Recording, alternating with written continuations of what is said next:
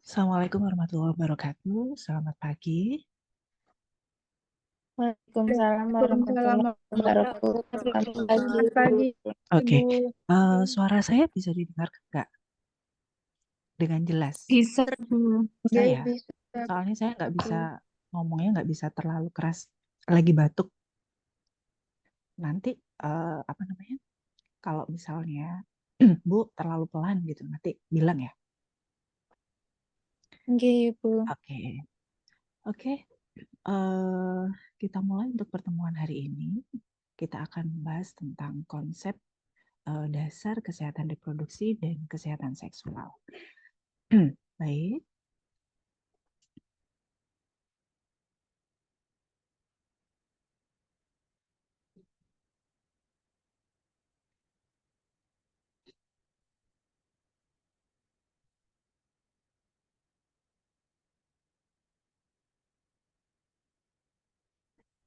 sudah bisa dilihat?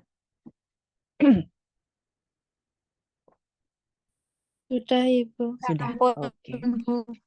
Oke, kita bahas tentang konsep dasar kesehatan reproduksi dan kesehatan seksual gitu. Jadi pada pertemuan hari ini kita akan membahas tentang konsep dasarnya. Apa saja yang akan kita bahas?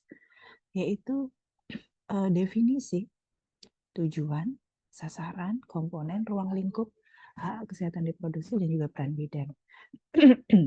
Jadi di sini harapannya kalian memiliki gambaran, mahasiswa bisa tahu tentang konsep dasarnya gitu ya, dan tahu apa sih peran Anda sebagai bidan dalam memberikan asuhan kesehatan reproduksi dan seksualitas perempuan begitu. Nah, ini gambaran kesehatan reproduksi di Indonesia ya. Kalau kita bicara tentang sehat ya, mungkin kita boleh review dulu. Menurut kalian itu sehat atau kesehatan itu yang seperti apa sih? Yang dimaksud kesehatan reproduksi sebelum saya kasih ini. Yang dimaksud sehat itu yang bagaimana? Coba. Bu, mohon izin menjawab. Iya, Intan. Mungkin kalau dari Intan itu, sehat itu merupakan kondisinya. Entah itu dari fisik atau mental. Mm-mm. Terus, kesehatan itu kondisi lingkungannya, terus kondisi dan itu, Bu. Oke. Gimana ya? Kalau iya, terus udah ada lagi. Kalau Terus kesehatan kalau kesehatan reproduksi, Kalau kesehatan reproduksi itu kesehatan baik cara perawatnya dari kitanya sendiri itu gimana gitu. oke. Mungkin ada yang menambahkan teman-teman yang lain. Terima kasih, Intan. Izin menambahkan, Bu, mungkin sehat itu risiko punya penyakit itu apa namanya? Meminimal risiko penyakit itu loh, Bu. Enggak, maksudnya sehat dalam kondisi sehat fisik, semuanya sehat gitu. Oke. Nah, kalau kita lihat dari sisi definisi, ya, sehat. Nah, ini kalau kita lihat dari uh, terminologi definisi, ada ini saya ambil dari WHO dan juga dari ICPD gitu ya, di Kairo waktu itu. Jadi kita kalau bicara tentang kesehatan reproduksi, ya, itu adalah suatu kondisi, uh, kondisi yang utuh atau holistik. Jadi integrasi antara fisik, mental, sosial itu berfungsi dengan baik, gitu ya. Kalau kita bicara tentang reproduksi, berarti yang kondisinya oke, yang baik, yang apanya? Yang terkait dengan sistem dan fungsi proses itu tidak ada permasalahan, ya, tidak hanya bebas dari penyakit maupun kecacatan, begitu, gitu ya. Nah, impact-nya apa? Impact-nya adalah kepada ini terkait dengan sistem reproduksi, kalau proses fungsi, ya. Jadi bagaimana dia bisa berketurunan itu juga termasuk kesehatan reproduksi, dan impact-nya juga adalah kepada kesehatan seksual. Jadi tidak hanya keadaan sistem reproduksinya itu sehat gitu dan berfungsi dengan baik, tetapi juga berhubungan dengan seksualitas, dengan bagaimana dia mendapatkan dapat memenuhi kebutuhan seksualnya secara aman gitu, nggak ada gangguan, nggak ada kelemahan, itu ya. Jadi itu kesehatan reproduksi dan kesehatan seksual. Kalau kita bicara tentang kesehatan seksual, hubungannya adalah dengan seksualitas. Nah, berarti berhubungan ya Bu antara kesehatan reproduksi sama kesehatan seksual? Iya. Bahkan di beberapa istilah kita menyebutnya juga jadi satu kesatuan, ya, yaitu kondisi, ya, keadaan sehat secara fisik, mental, sosial, dalam segala hal yang berhubungan dengan sistem reproduksi, fungsi, dan prosesnya. Nah, ini kaitannya juga nggak hanya bebas dari penyakit atau cacat, tapi juga mampu menikmati kehidupan seksual dan reproduksi yang memuaskan dan aman, gitu ya. Nah, jadi profitnya apa gitu? Kalau kita sebagai bidan, ya kita memfasilitasi kondisi ini. Bagaimana klien kita bisa mendapatkan kesehatan reproduksi dan seksual ini. Oke. Nah, ini gambarannya ya untuk secara definisi. Oke, kemudian bagaimana gambaran dari peta atau profil kesehatan reproduksi di Indonesia? Oke, kalau kita melihat tentang itu tadi, berarti kesehatan reproduksi itu luas ya, Bu? Iya, gitu. Nah, di situ rangkaiannya, kita pendekatannya life cycle approach. Jadi pendekatannya sesuai siklus kehidupan yang kemarin kita sempat bahas ya pada saat di awal di kontrak perkuliahan. Jadi mulai kapan? Ya mulai awal, mulai konsepsi sampai usia lanjut gitu. Jadi di dalam kesehatan reproduksi ada apa? Ada kehamilan, Bu, ada persalinan, ada KB gitu. Nah, di sini terkait dengan profil kesehatan reproduksi, kaitannya juga dengan angka kematian ibu dan bayi, begitu. Ada relevansinya gitu ya antara kesehatan reproduksi dengan angka kematian dan angka kematian ibu dan bayi, gitu ya. Nah, kita melihat di sini angka kematian itu masih tinggi, angka kematian ibu maupun bayi, gitu. Nah, jadi pentingnya apa kita memahami kesehatan reproduksi dan meningkatkan kesehatan reproduksi perempuan, ya. Nah, ini kaitannya dengan ini. Misalnya, angka kematian ibu ataupun bayi itu disebabkan oleh apa? Kalau kalian tahu, angka kematian ibu itu penyebabnya apa sih? Yang kalian ketahui?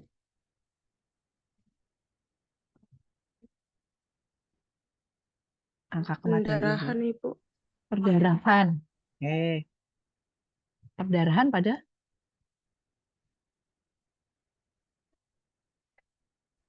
Perdarahan pada saat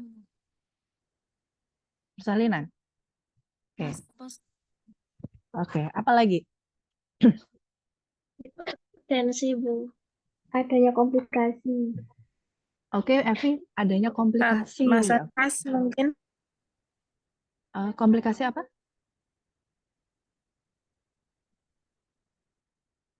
Ya, hipertensi, Bu. Oh, hipertensi. Oke. Nah, kalau kita melihat adanya komplikasi ya di masa perinatal, nah itu menyumbangkan angka kematian gitu. Nah, kalau kita menelisik ke belakang, nah kenapa kok perdarahan itu terjadi misalnya? Ada beberapa faktor resiko. Ya, di antaranya misalnya perdarahan terjadi ini karena atonia uteri. Atonia uteri itu karena apa? Karena rahim itu dia misalnya mengalami bahasanya kalau awalnya lemah gitu ya. Jadi dia tonus otot untuk kontraksinya lemah. Penyebabnya karena apa? Beberapa faktor resiko. Misalnya karena jarak antar kehamilannya dekat, gitu.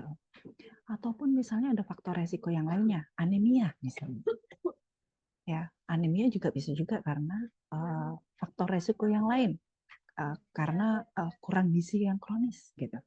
Nah, ini sebenarnya bisa kita antisipasi dan dimanajemeni, gitu ya, dengan memberikan asuhan kesehatan reproduksi, misalnya dengan memberikan penjarangan kehamilan melalui KB, contohnya, gitu ya, melalui pemakaian alat kontrasepsi. Nah, itu relevansinya. Nah, profil kesehatan reproduksi yang lain apa? Kalau kita melihat dari sisi penyebaran atau prevalensi penyakit menular seksual, itu juga masih tinggi gitu. Dan kalau kita bicara tentang penjangkauan, sebenarnya seperti angka kasus HIV yang baru itu memang turun. Nah, tetapi ini kalau kita melihat itu karena penjangkauannya atau masih belum banyak yang terjaring untuk dilakukan pemeriksaan, gitu ya. Nah, tetapi sebenarnya kalau kita melihat kasusnya, ini kayak fenomenanya kayak gunung es yang kelihatan di puncak itu bukan representasi, bisa jadi itu gunungnya yang ada di bawah, begitu. Nah, di sini makanya ada namanya angka estimasi ya, HIV. Nah, itu kalau di Indonesia itu masih terbanyak di Asia Tenggara, begitu.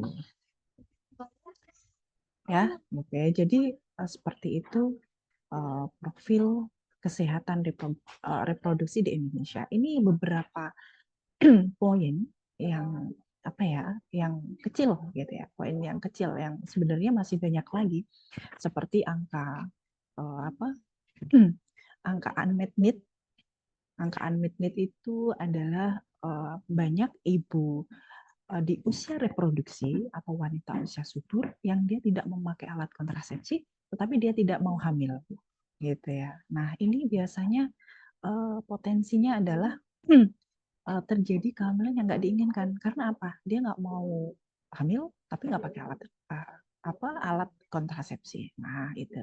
Nah, itu juga bisa semakin banyak kehamilan yang tidak direncanakan. Nah, nanti kita akan membahas lebih detail lagi ya ke belakang seperti apa gitu. Nah, kemudian relevansinya kesehatan reproduksi itu kita melihat dari target SDGs secara global ya. SDGs itu Sustainable Development Goals gitu. Nah, di mana di sini harapannya ini kita memastikan ya semua orang itu mendapatkan akses pelayanan kesehatan reproduksi dan seksual gitu ya.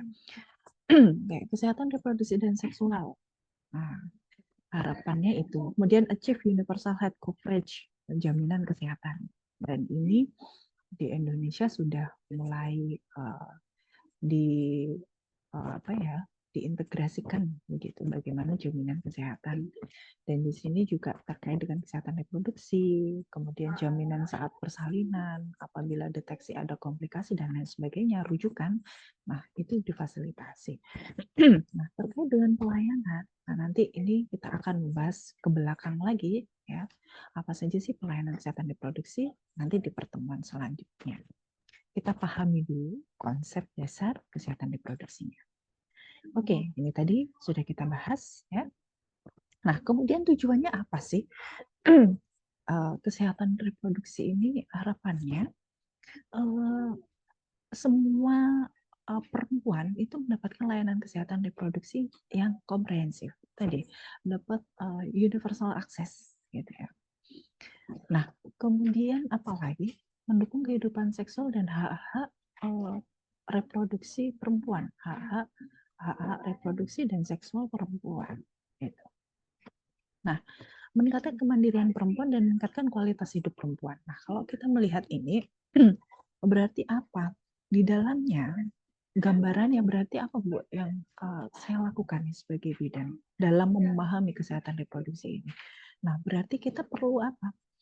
Sebagai bidan, kita nantinya tugas kita itu adalah provide sebagai care provider, ya, memberikan asuhan kesehatan reproduksi yang holistik. Nah, memberikan asuhan apa saja yang dilakukan? Kalau kita bicara di sini meningkatkan kemandirian, berarti kita juga perlu untuk melakukan pemberdayaan. Melakukan pemberdayaan dengan apa? Oke, salah satunya kita memberikan promosi kesehatan, ya, melalui pemberian edukasi, melalui memberikan demonstrasi, mengajarkan dan melakukan praktek baik gitu ya kepada perempuan sesuai dengan masalah dan kebutuhannya gitu ya. Kalau ini terkait misalnya dengan siklus kehidupan ibu hamil, ya kita memberikan sesuai dengan kebutuhan dan masalah ibu hamil itu gitu ya. Itu gambaran dari tujuan ini. Itu tujuan umum. Kemudian bagaimana tujuan khususnya? Tujuan khususnya ini sebenarnya terkait ya dengan tujuan umum tadi, tapi lebih spesifik lagi. Nah, ini kaitannya adalah dengan peran dan tanggung jawab sosial, gitu ya. Jadi kalau kita bicara kesehatan reproduksi, suatu kondisi yang bebas dari kelemahan, sakit, penyakit, gitu ya. Nah, di sini perempuan itu juga berhak memutuskan terkait dengan reproduksinya. Jadi dia mau menikah kapan, mau kapan pengen hamil, pengen punya anak berapa, gitu ya. Kemudian jarak antar kehamilan. Nah, ini adalah hak-hak dasarnya. Bu, tapi kan perlu dikomunikasikan. Iya, gitu ya. Nah, nanti kaitannya adalah diskusinya juga dengan pasangan, begitu. Nah, di sini sehingga apa? Di sini sehingga perlu peran dan tanggung jawab sosial laki-laki dalam kesehatan reproduksi. Makanya nanti kalian juga akan belajar tentang gender, gitu ya. Memahami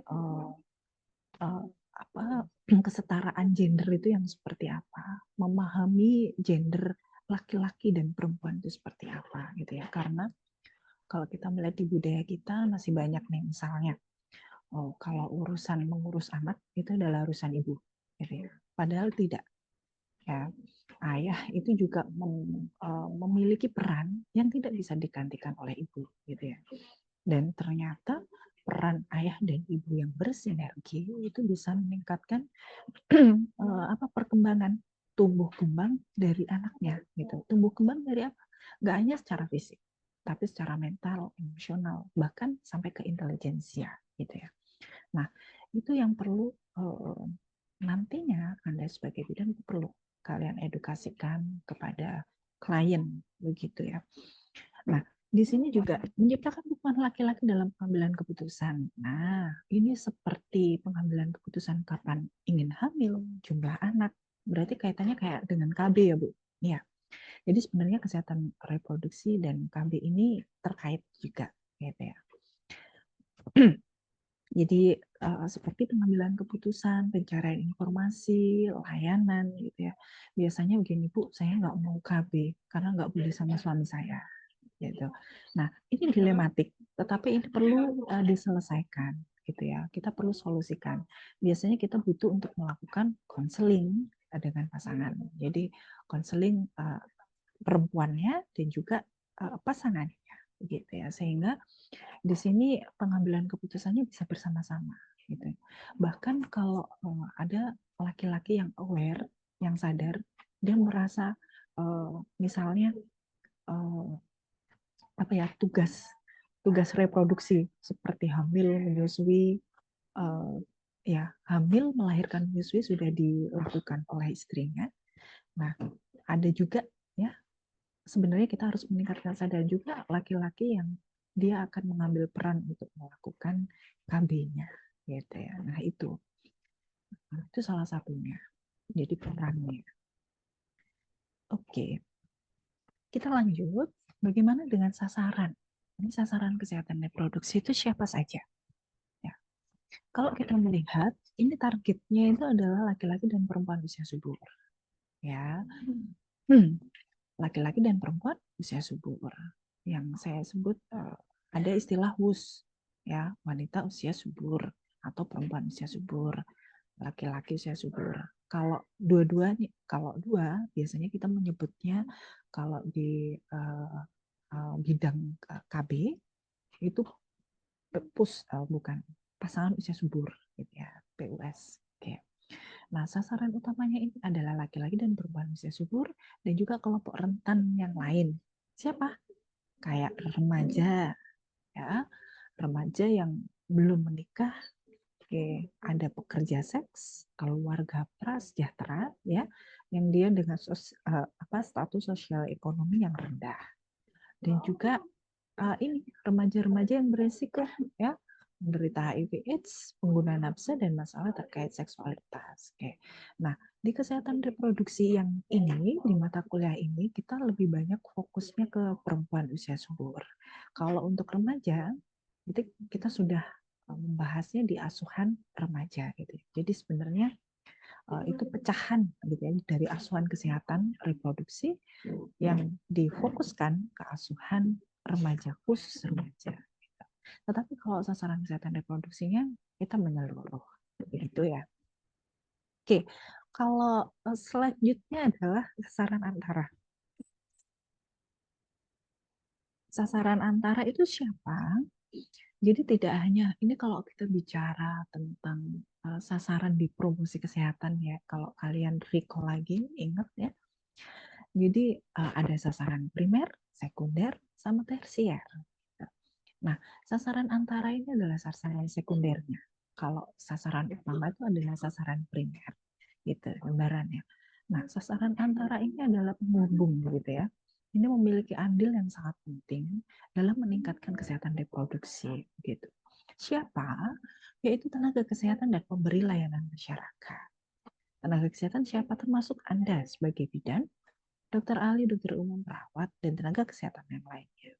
Kemudian untuk memberi layanan kesehatan, ini ada kader kesehatan, ya. Kemudian ini juga mitra kita, ya, mungkin di satu wilayah itu masih ada dukun, ya. Kita harus menggait juga dukun ini untuk menjadi mitra kita, ya. Misalnya karena dia dekat dengan masyarakat, bisa untuk bagaimana cara mendeteksi kalau misalnya ada tanda bahaya atau resiko atau komplikasi untuk segera melaporkan ke bidan, gitu.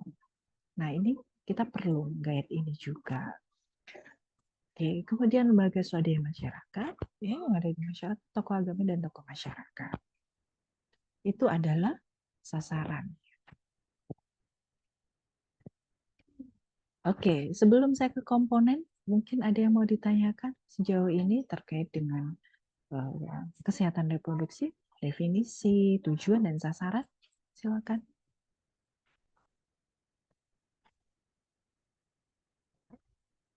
Bagaimana? Lanjut? Belum, Ibu. Belum ya? Oke. Oke, kita lanjut ke komponen. Nah, komponen kesehatan reproduksi itu apa saja?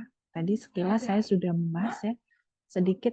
Oke. Nah, komponennya ya itu ada KIA atau kesehatan ibu dan anak, program KB.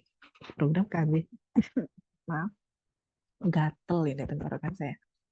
Program KB, kemudian program kesehatan reproduksi remaja, lalu penanganan pencegahan penanggulangan PMS dan lanjut usia. Jadi kalau di kebijakan kesehatan reproduksi di Indonesia itu menetapkan 5 pilar ini, gitu ya, dalam kesehatan reproduksi. Sebenarnya pengembangannya banyak. Nanti kalian belajar di pelayanan kesehatan reproduksi. Tuh. Oke, tapi ini yang esensial, ya. Ini yang esensial, yang utama.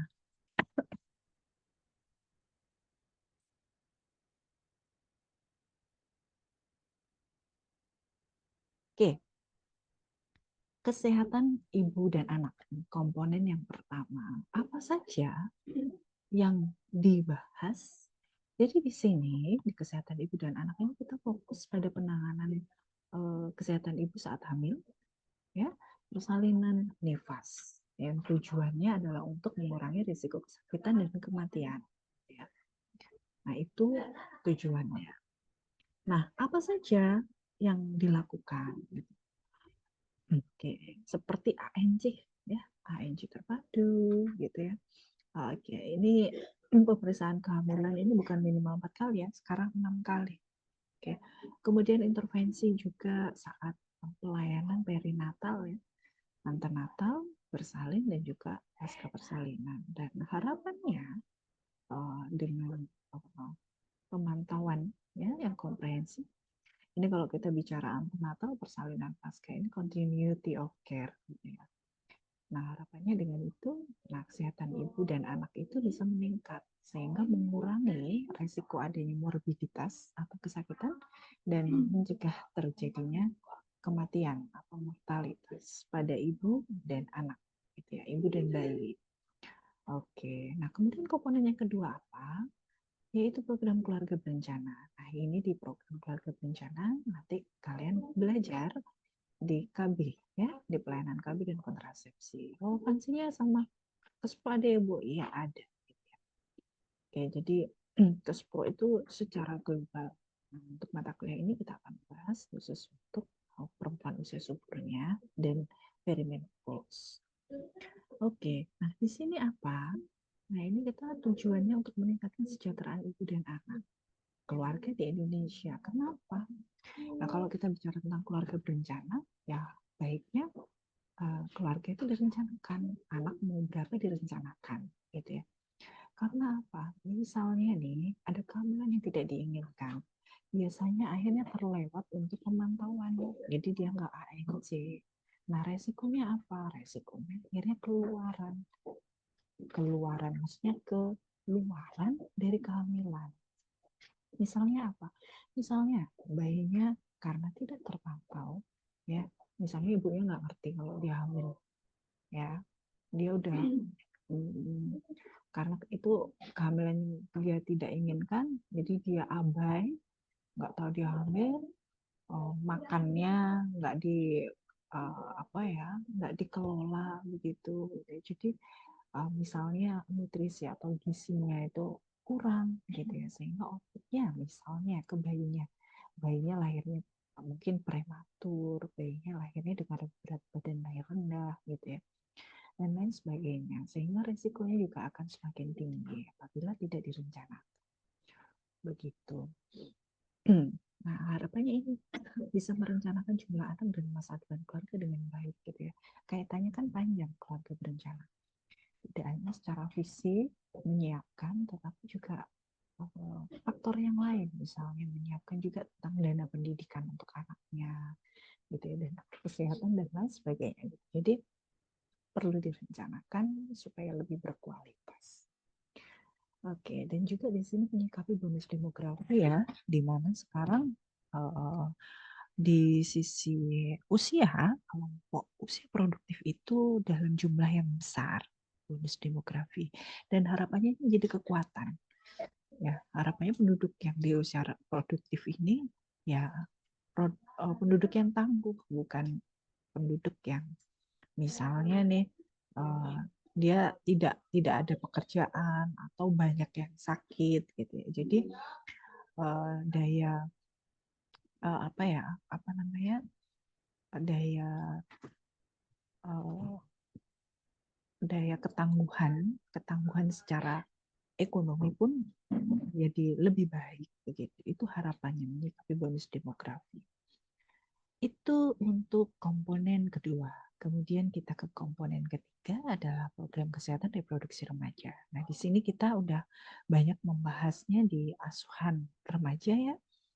Nah, di mana di sini kita sudah melakukan, sudah belajar terkait bagaimana meningkatkan pengetahuan dan kesehatan reproduksi remaja gitu.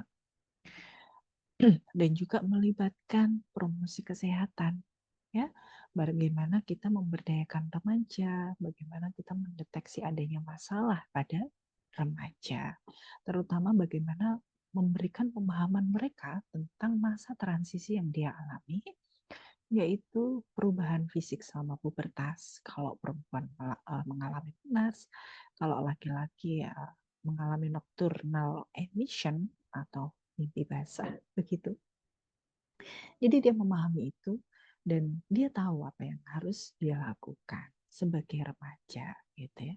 Dan mencegah dia untuk melakukan perilaku-perilaku yang berisiko, misalnya ketergantungan rokok atau nafsa, melakukan tindakan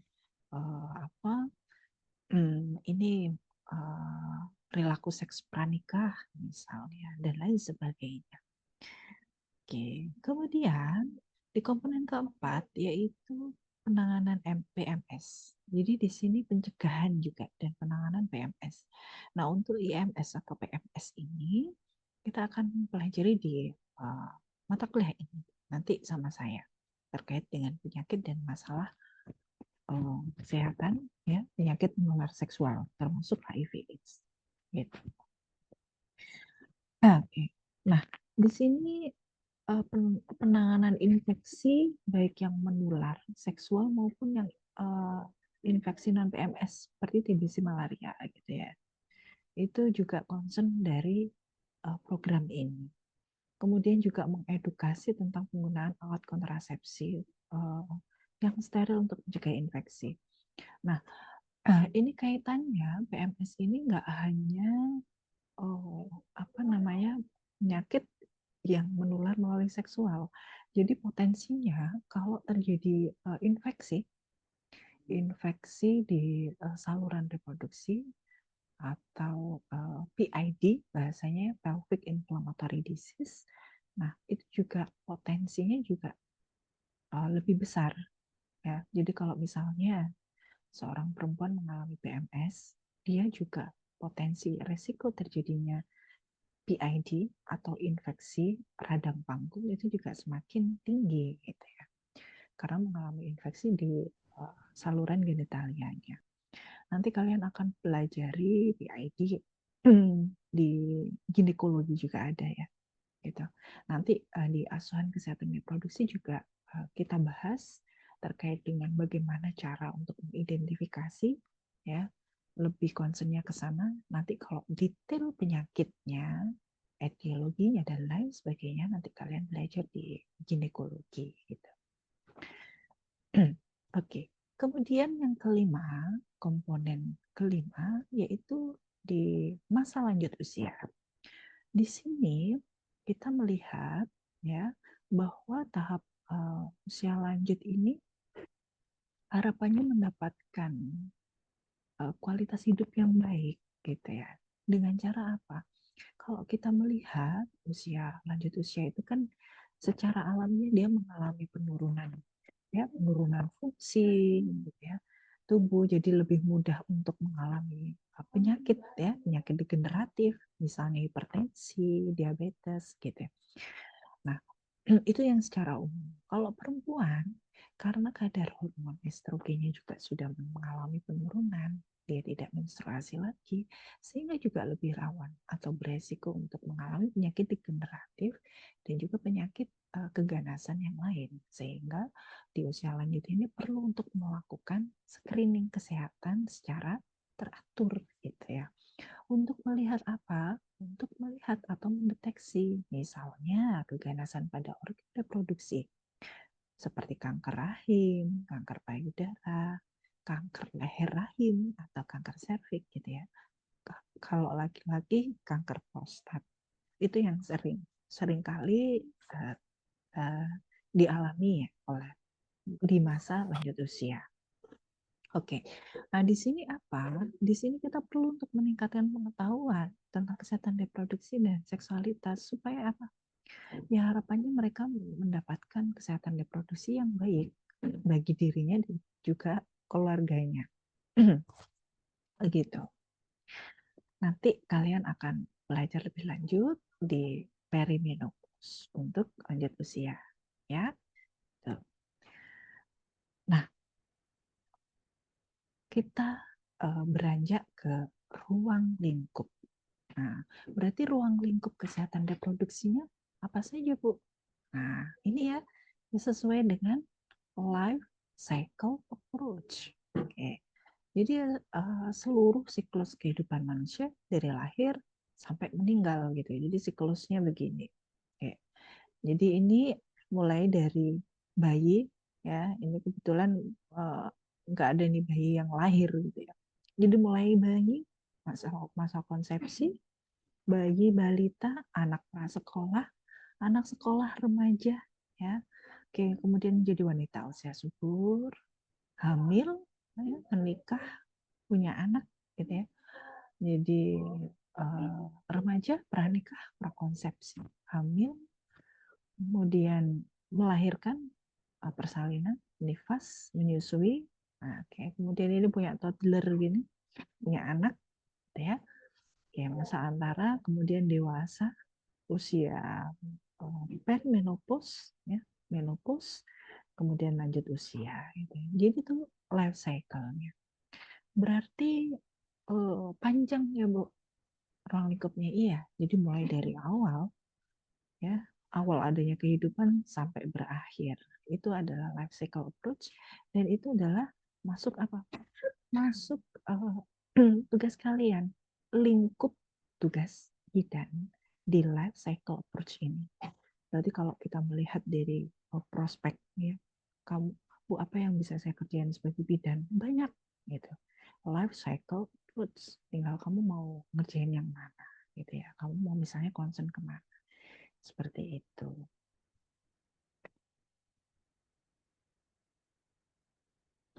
Oke. Nah, kalau kita melihat dari ini ruang lingkup ini, berarti implementasinya kayak gimana? Ini mungkin tadi sudah sekilas ya saya jelaskan. Nah, kaitannya dengan yang tadi. Nah, berarti ruang lingkupnya apa? Ya, mulai dari kesehatan ibu dan anak. Mulai dari bagaimana kita mempersiapkan perkembangan organ reproduksi sejak dalam kandungan. Misalnya dengan mengedukasi pada saat pranikah. Jadi kita mempersiapkan. Kalau perempuan itu mau mempersiapkan untuk kehamilannya, berarti sebelumnya harus direncanakan dulu ya untuk perkembangan organ reproduksi supaya tidak terjadi kecacatan, misalnya dengan memberikan edukasi untuk minum asam folat pada saat 3 bulan pertama, gitu misalnya.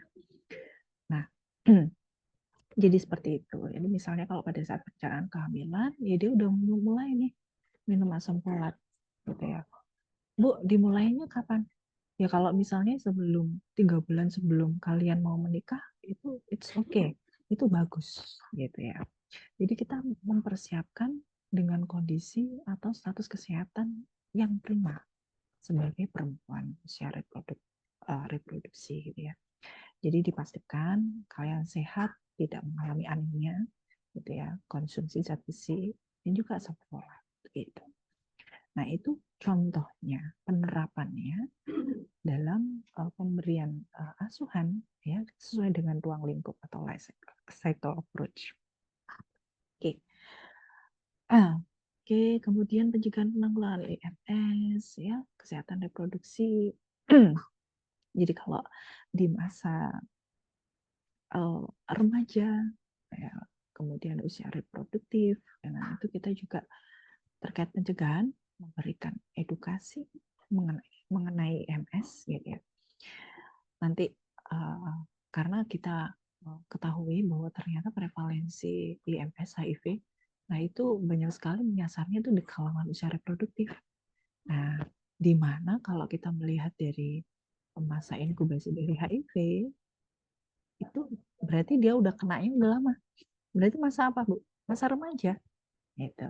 Nah, sehingga apa? Sehingga kita perlu untuk memberikan pengetahuan itu sejak awal. Karena mereka merasa aman. Padahal mereka melakukan perilaku-perilaku beresiko yang dia nggak ngerti konsekuensinya apa. Itu yang bahaya. Oke, sehingga pencegahan dan penanggulangan IMS ini masuk di dalam ruang lingkupnya juga. Oke, kesehatan reproduksi remaja. Jadi pada masa remaja, ya pemberitahuan, memberikan pengetahuan tentang manners, ya perilaku seksual, kehamilan yang tidak diinginkan, itu dia harus paham. Kayak misalnya, banyak juga mungkin remaja yang nggak tahu, oh ternyata kalau melakukan hubungan seksual 1 kali bisa hamil ya Bu. Nah, itu kadang mereka nggak ngerti itu ya.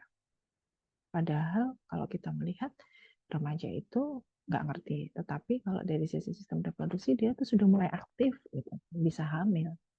Ya, jadi harus dipersiapkan dia dari sisi pemahaman dia gitu ya, dan membangun perilaku yang lebih baik atau perilaku yang positif. Kemudian pencegahan dan penanggulangan komplikasi aborsi, kita nanti juga akan membahas ini terkait dengan asuhan pasca keguguran ya. Nah, itu juga perlu kita lakukan, kita edukasikan juga. Pencegahan dan penanganan infertil. Oke. Nah, ini biasanya di usia-usia reproduksi begitu ya. Beberapa, jadi tidak hanya kalau kita melihat perempuan usia reproduksi ya berarti bisa jadi lempeng aja Bu, lurus. Jadi kalau habis menikah punya anak. Nah, ada beberapa yang dia terkendala dengan masalah kesuburan fertil ini, dan biasanya dengan pencegahan dan penanganan yang memadai, yang sesuai dengan masalahnya, itu bisa teratasi dengan baik. Begitu. Kemudian selanjutnya adalah kanker pada usia lanjut dan berbagai aspek kesehatan reproduksi lainnya. Nah, ini poinnya adalah mengidentifikasi adanya tanda-tanda keganasan, begitu. Kemudian pencegahan, ya, dan bagaimana penanganan. Nah, nanti ini ruang lingkup kalian. Nah, nanti kalian juga akan memahami apa saja yang harus kalian lakukan sebagai bidan. Oke, kita lanjut ke hak-hak kesehatan reproduksi. Oke. Nah, melihat dari situ tadi, dari ruang lingkupnya, kemudian kita ke hak-hak kesehatan reproduksi, kita melihat di sini bahwa ini masuk hak asasi manusia ya. Jadi setiap manusia itu berhak untuk mendapatkan reproduksi yang reproduksi yang sehat. Dia berhak untuk hamil, berhak untuk hamil kapan, berhak pengen punya anak berapa gitu, dan juga berhak juga untuk mendapatkan kepuasan seksual dan juga kebutuhan seksual yang aman gitu. Nah, sehingga di sini ada beberapa hal ya yang perlu difasilitasi dalam pemenuhan hak-hak ini, seperti dengan memberikan pelayanan kesehatan reproduksi dan seksual yang memadai. Kalau kita melihat di sini, ini terkait dengan quality of care, kualitas dari pelayanan. Kalau kalian ya kualitas dari asuhan kebidanan itu, accountability dan equity in access. Equity in access itu adalah kesetaraan dalam mendapatkan akses. Hubungannya dengan gender ada, kemudian hubungannya dengan akses yang terjangkau terkait dengan penyebaran pelayanan kesehatan gitu yang mungkin masih belum merata. Oke. Nah, hak-haknya apa saja? Jadi setiap individu itu memiliki hak atau mengambil keputusan. Ini sebenarnya kalau kita melihat dari hak-hak reproduksi sebenarnya banyak ya. Kalau dari ICPD ini saya merangkum poin-poin pentingnya saja. Poin saya rangkum jadi satu. Jadi setiap individu itu memiliki hak mengambil keputusan terkait aktivitas seksual dan reproduksinya. Misalnya terkait dia kapan mau melakukan aktivitas seksual, mau menikah kapan, mau melakukan aktivitas seksual atau tidak, karena ada beberapa yang misalnya memilih untuk sedentary. Sedentary itu atau hidup tidak memiliki pasangan ya, kayak misalnya di kepercayaan tertentu gitu ya, untuk tidak berpasangan, tidak menikah misalnya. Atau kapan, dengan siapa dia melakukan aktivitas. Nah, di mana hak ini, hak setiap individu itu dia bebas merasa tidak diintimidasi, nggak ada diskriminasi, nggak ada paksaan, ya, dan juga tidak mendapatkan kekerasan dalam melakukan melakukan aktivitas seksual dan reproduksinya, gitu. Nah, implikasinya ke apa? Implikasinya juga tidak hanya hak seksualnya, tetapi hak reproduksinya ya. Seperti tadi, memiliki kebebasan untuk memilih apakah ia mau memiliki anak atau tidak, kapan ia memiliki anak, gitu ya, dan hak akses terhadap informasi hal-hal tersebut. Maksudnya hak akses ini tidak hanya hak akses informasi, tapi hak mendapatkan pelayanan, gitu ya. Seperti informasi terkait apa, misalnya kapan ini berarti informasi tentang kontrasepsi, keluarga berencana, seperti itu. Termasuk informasi tentang bagaimana perencanaan kehamilan yang sehat, dan lain sebagainya. Gitu ya.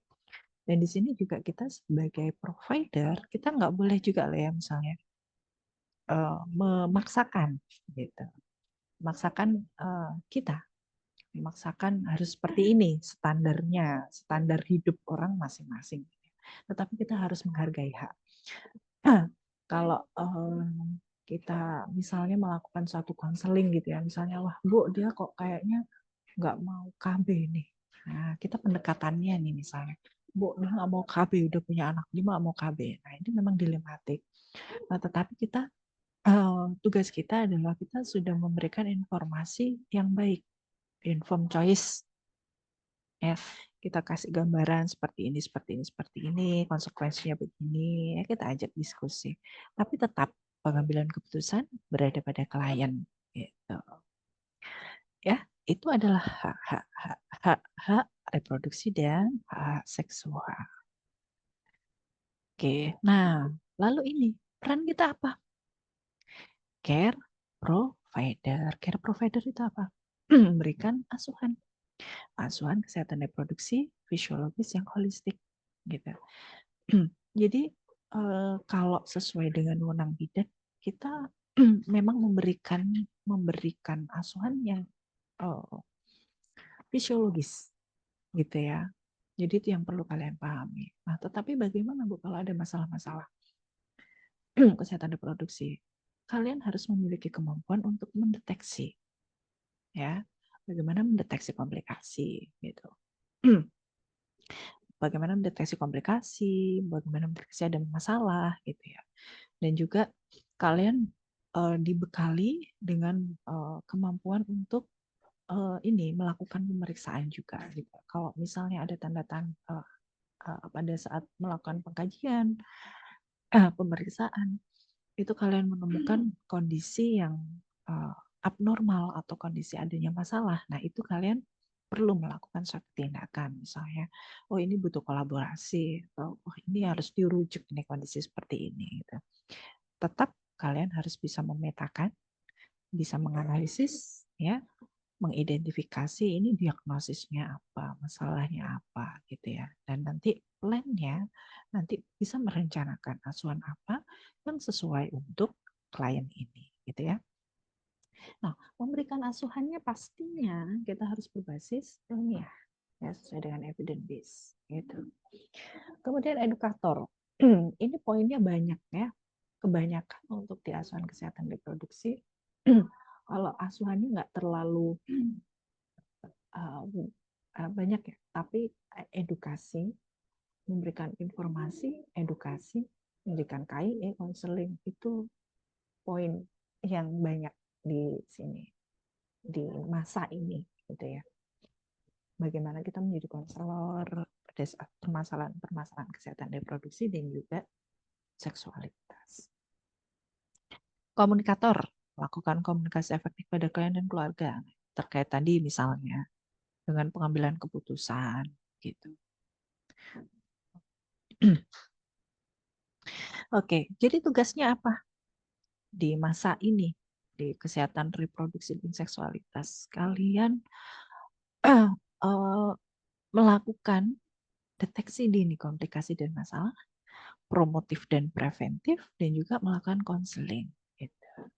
Nah, nanti kita akan bahasnya di tiap-tiap pertemuan, gitu ya, lebih rinci lagi mengenai ini sebagai bekal kalian dalam memberikan asuhan kesehatan reproduksi dan seksualitas perempuan. Itu.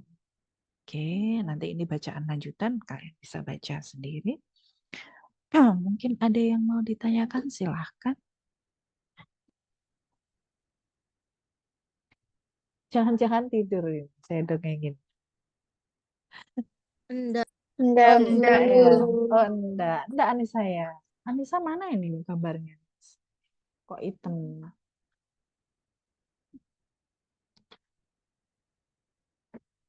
Ada yang ditanyakan sebelum saya sudahi?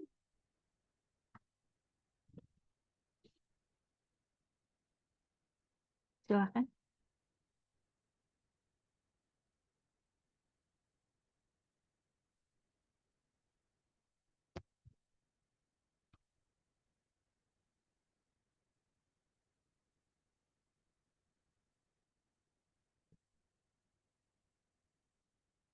Gimana? Apakah masih bersama saya?